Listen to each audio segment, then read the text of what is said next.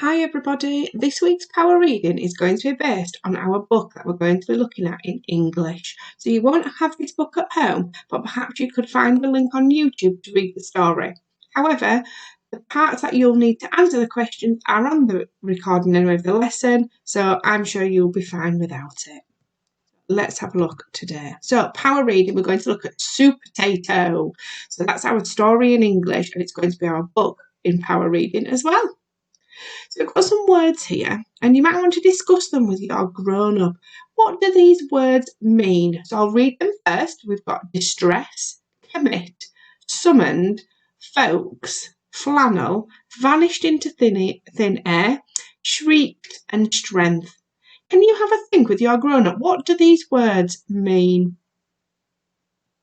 So distress. Distress is where somebody feels really, really upset, isn't it? Okay, they're really upset, they're really distressed. Commit. Commit is where you want to do something. You commit to something. So you might want to commit to achieving a goal because you really want to do it.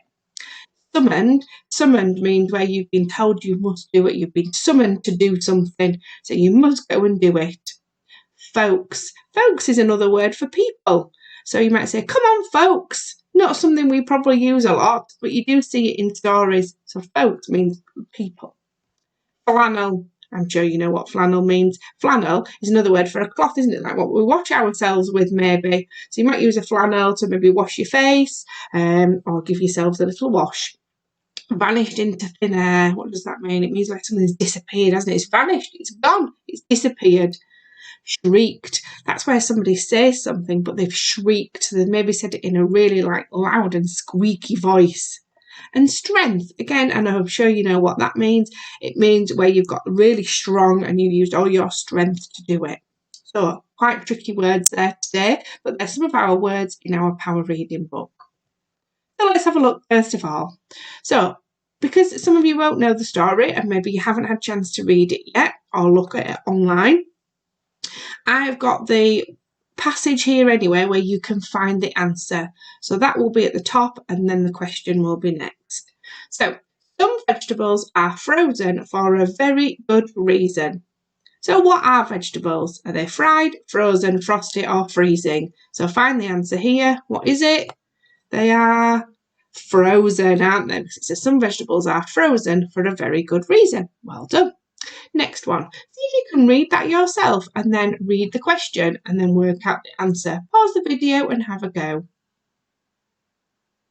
So it says, "Ah!" cried Broccoli. "Someone's drawn on my face." So what is the problem with Broccoli?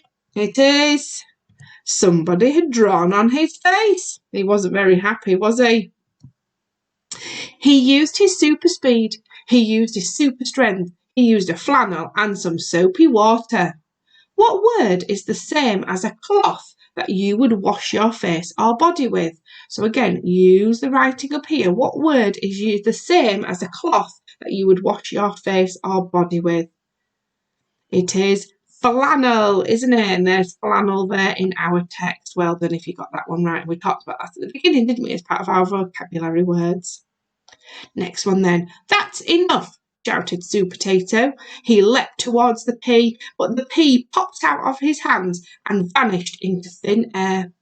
What does vanished into thin air mean?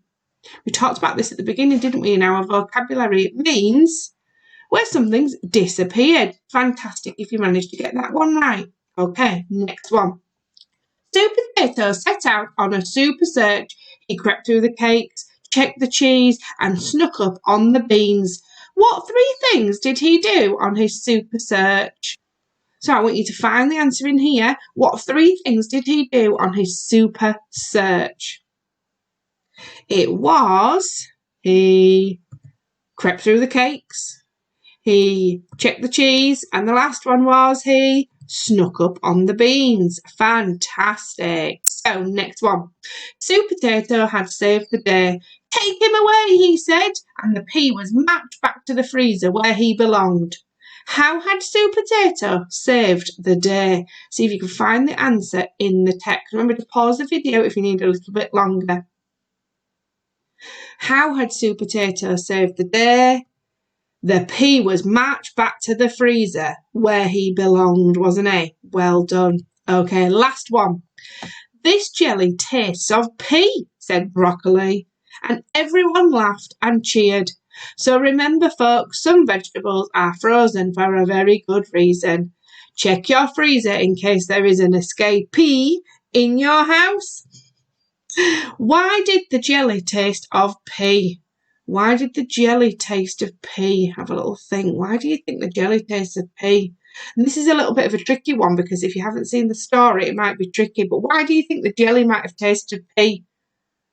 Because the pea had been trapped in the jelly. They decided to trap the pea in the jelly before they put him back in the freezer. So well done if you managed to get those questions right. Remember, if you haven't read the story, you might want to go and read it because it's going to be our book for English. Take care, everybody.